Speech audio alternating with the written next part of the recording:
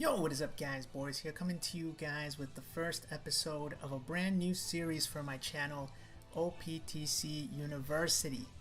Now in this series guys, my goal is to bring you guys the basics, the fundamentals of One Piece Treasure Cruise, because if you're a new player who's jumping into the game for the first time, the game has kind of become too complex. There's so much going on.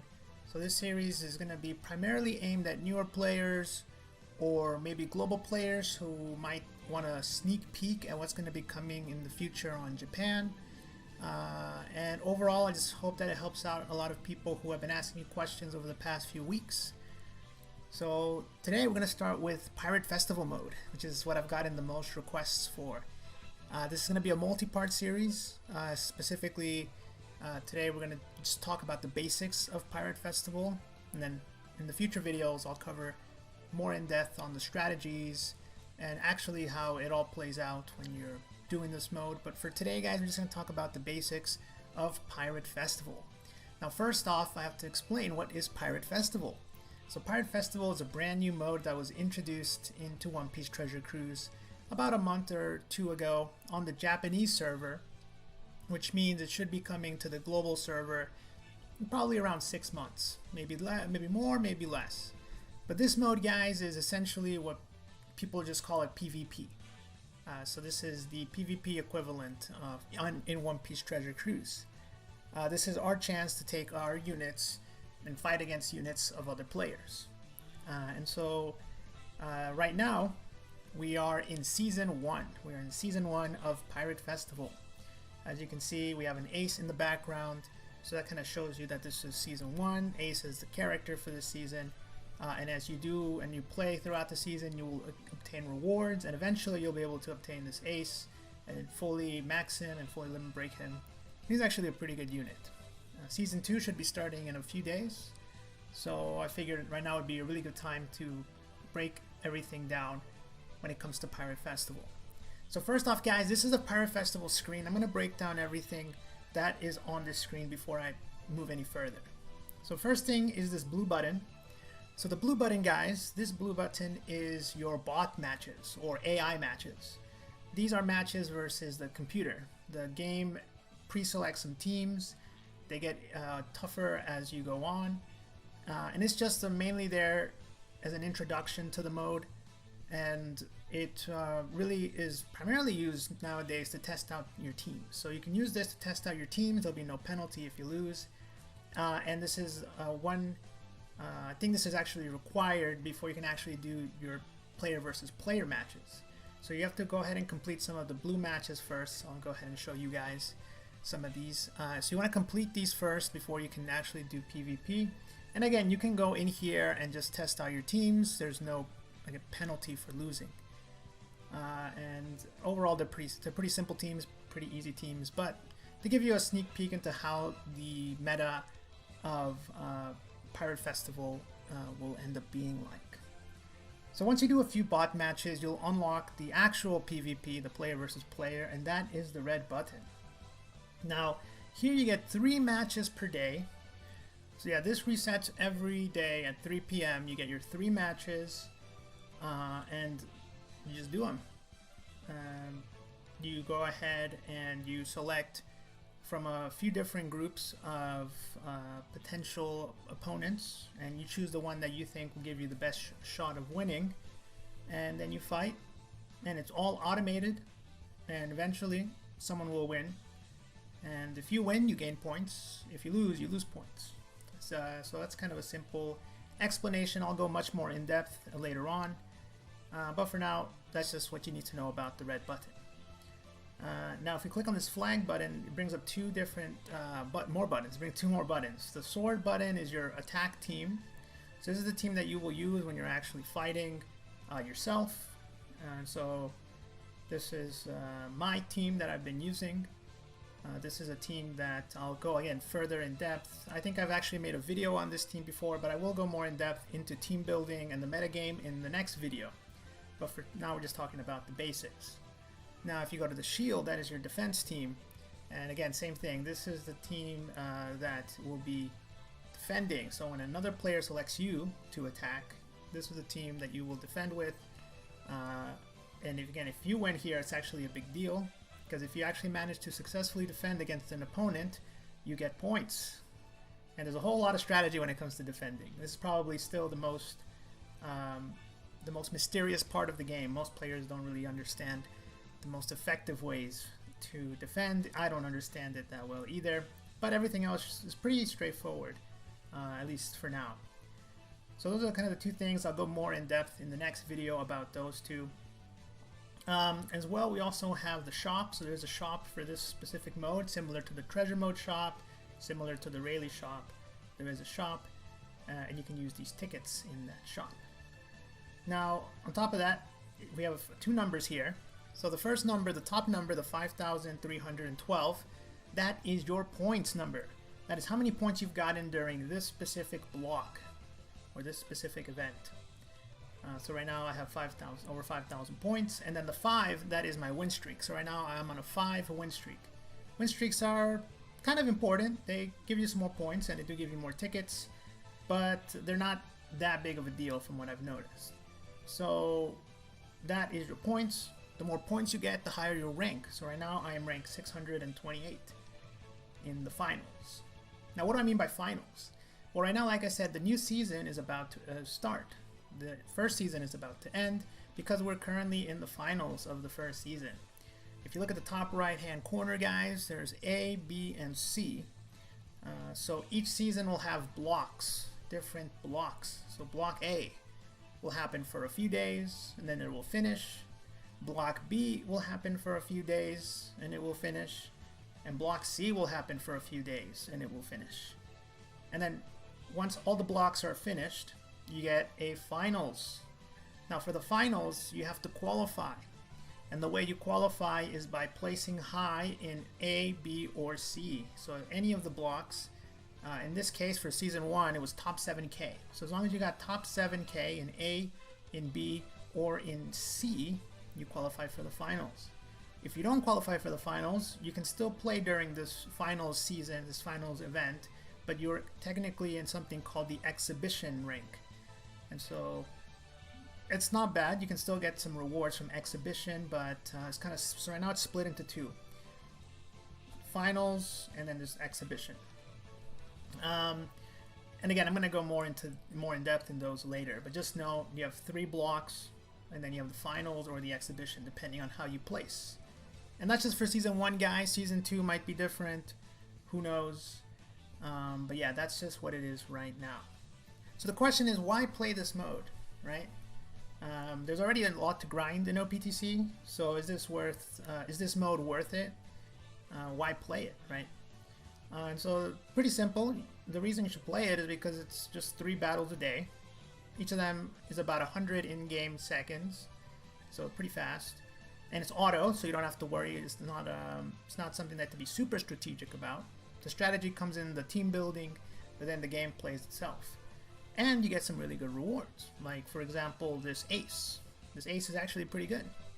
And again, you just get him automatically through just playing the game, doing more matches throughout the whole season. I believe season 2 is going to be coming up, and I believe that's going to be Lucci. So there's a new Rob Lucci, who I believe will be the next free-to-play Pirate Festival unit. Okay? Now, that's one reason to play, the rewards, which I can actually show you guys here.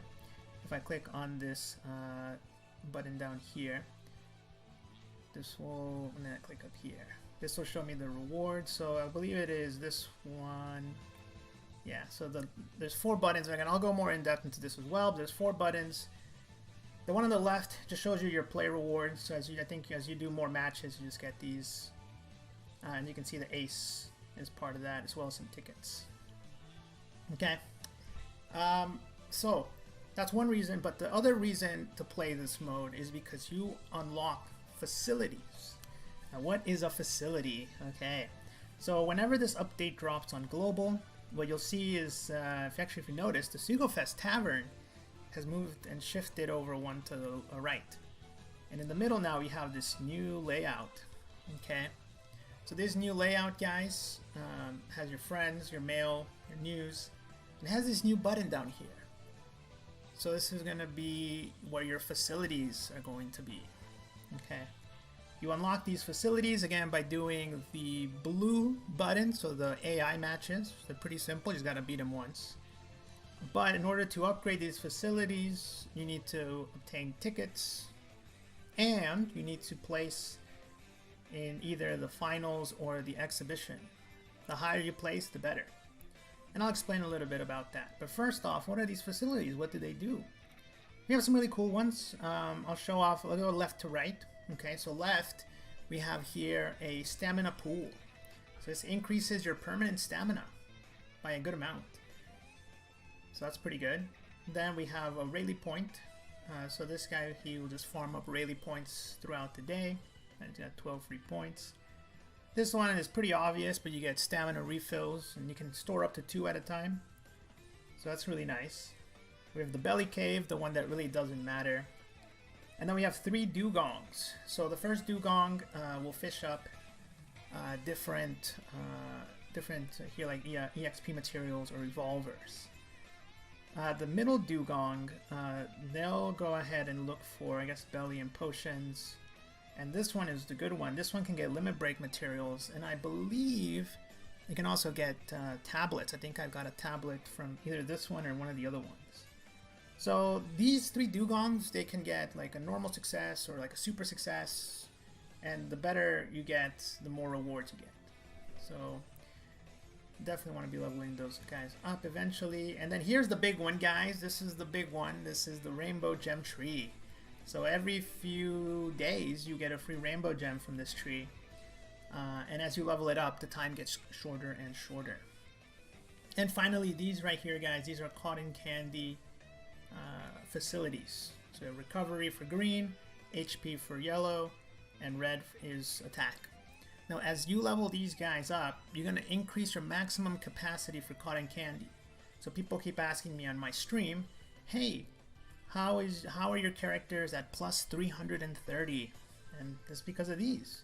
Right now the maximum on Japan is plus 300, so 100 attack, 100 HP, and 100 recovery. But you can actually go past that limit by upgrading these facilities.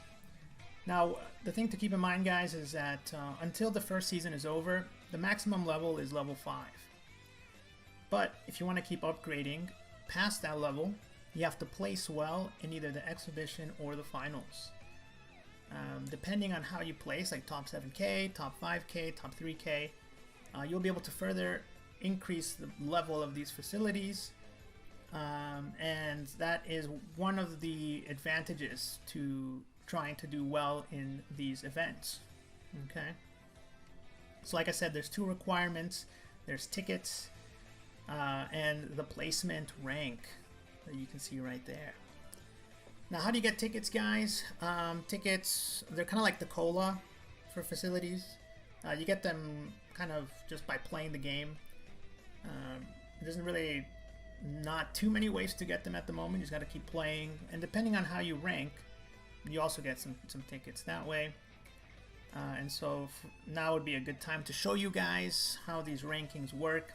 So like I said, remember there's A, B, and C block. So we go here to ranking, go here to rewards. So I said the left one was your just typical play rewards for that ace.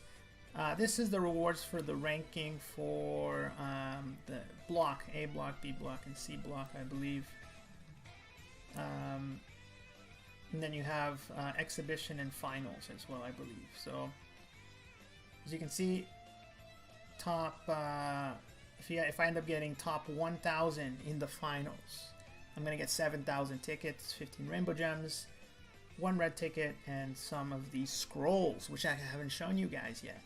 So these scrolls are very important. Now these rewards, honestly guys, the rewards are not that good. But again, the main reason you want to do this is so you can upgrade your facilities, and that will actually affect things outside of this mode. You know, if you can increase your cotton candy, that would be nice against raid bosses and coliseums and garb challenges. If you can get more limit break materials, that would be great for your characters. And stamina means you can save your gems, and then the gem tree means you can get free gems. So overall, this is a very important mode to do. But personally, I'm trying to rush it a little bit. I'm trying to get top 1k in the finals, but there's no reason for anyone to really do this at the moment. I just really like this mode, and I've been playing it a lot. Okay, so how do you rank high? Well, how do you get points, right? So in order to rank high, you need to get a lot of points. Like I said, right now I'm over 5,000 points.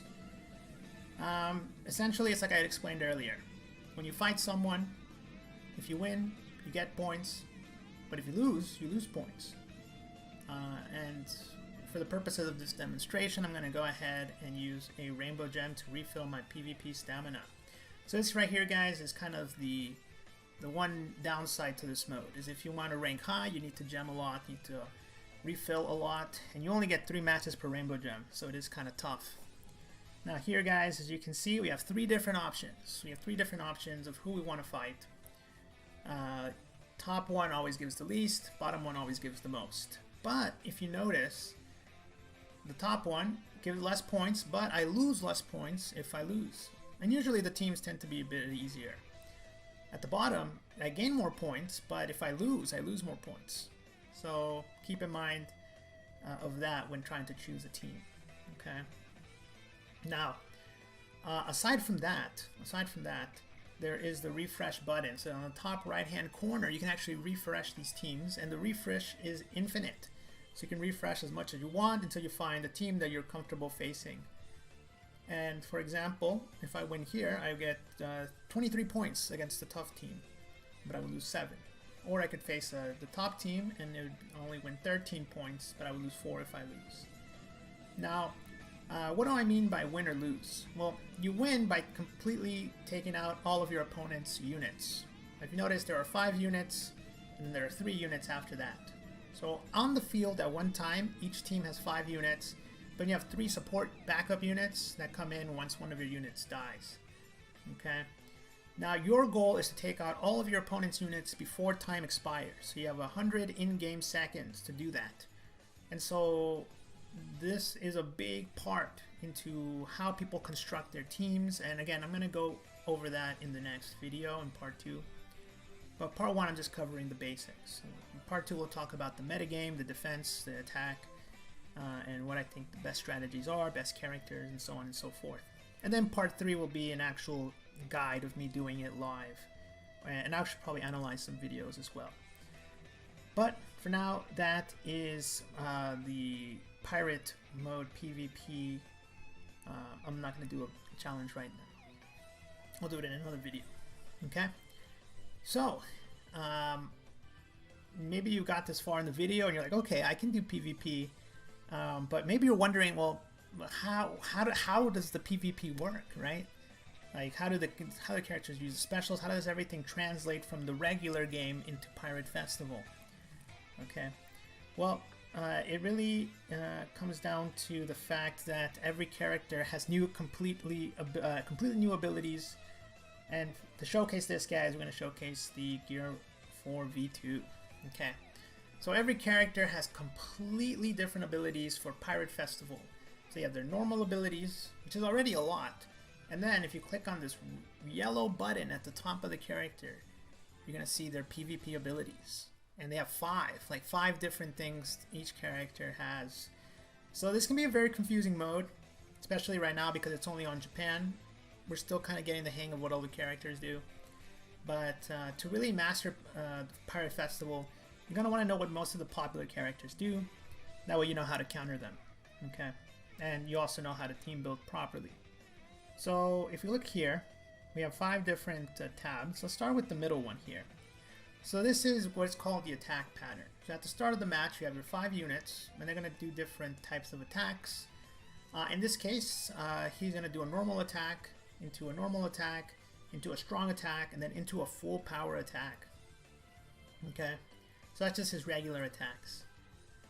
He has down here at the bottom, he has a small passive ability that has a 50% chance to avoid silence. And then if we look at this right here, this kind of tells you what kind of characters this Gear 4 Luffy is going to try to attack. He tries to attack nearby enemies, which means that in the placement order on the map, he's going to attack someone who's close to him. Some characters attack the character with the highest attack, some characters attack with the highest HP, or so on and so forth. So you want to look out to see what kind of characters he's going to try to target. Now the top two are the most important. The top two things are the most important. You have two abilities. The first ability is like your traditional special. You have a charge gauge. Once you're fully charged, and once you have your cooldown max, you're going to go ahead and use your special. And you can actually level this up all the way to level 10. So as you can see, my character starts at level 1. But I can level it all the way up to level 10. And as I level it up, he'll start doing more and more things. Obviously, they'll do more damage. Some characters do fixed damage or percent damage. He looks like he does just multiplier damage, regular damage, 1.1, 1.35. And then they also kind of give additional effects. And the cool thing about this Luffy is that if they're 30 seconds or less, he'll actually do an additional attack dealing ×2 damage. So first he does a 1.3 and then a ×2. So this is a pretty powerful late game strategy. If you can allow him to survive until the end of the game, he'll be able to wipe out potentially the entire team. So very good unit if you can build around him. Again, that's the special. Now this second one is their passive ability. So this is probably the most important part when it comes to team building. If you can have a full team that takes advantage of each character's passives, then you're going to do really well in Pirate Festival mode. So if you can see here, it starts again at level 1, but at level 5, he'll boost the attack of strength characters by 5 levels. And he'll also boost the speed of strength characters by 1 level. Speed's pretty good, and attack is obviously very good. So if you can pair him with a bunch of other strength units, he's going to do really well. Okay, so you may be wondering, how do you power up these specials? Do you use turtles? Do you use dupes? No, we don't use turtles, we don't use dupes. We use this new EXP material. We use these scrolls. So if you look at this, after this update, you press this yellow button to power up a character, and at the bottom right we have this new PvP power-up system. So it uses these flags, or scrolls I should say. I believe they're scrolls. I thought they were flags at first. But these scrolls here, they allow you to power up your PvP characters. And as you can see, I have the basic ones, I have the intermediate, and there's actually a higher level ones, but I've already went ahead and used mine. Now if I go ahead and, for example, give him a red one, because he's a red unit, you'll see that it gives 450 EXP. So these small ones, they give 450 EXP for the specific mode, which is actually enough to get my special to level 2. And then any leftover you can choose whether to give it to special or to the passive. Okay, so this is really cool. Now unfortunately these scrolls are really tough to get at the moment.